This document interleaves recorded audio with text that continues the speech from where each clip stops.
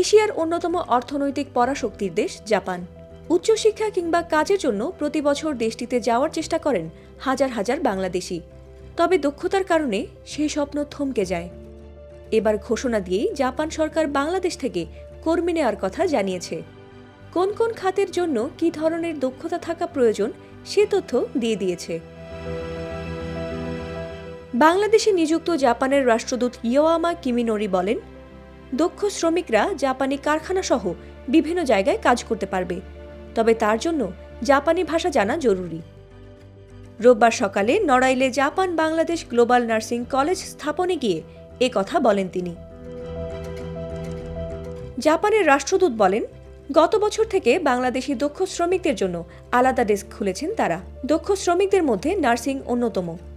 এদিন রামপুরায় জাপানের ব্যবস্থাপনায় একটি নার্সিং কলেজ ও ২০ শয্যার হাসপাতালের ভিত্তি স্থাপন করেন এ রাষ্ট্রদূত।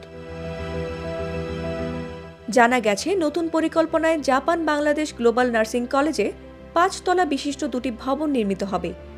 এর একটিতে একাডেমিক ভবন সহ ২০ শয্যার হাসপাতাল, অন্যটিতে শিক্ষার্থীদের আবাসিক ভবন সহ জাপানি ভাষা শিক্ষা কেন্দ্র স্থাপন করা হবে।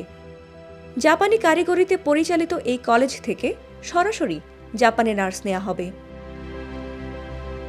ফাতিমা সুলতানা, প্রবাস খবর।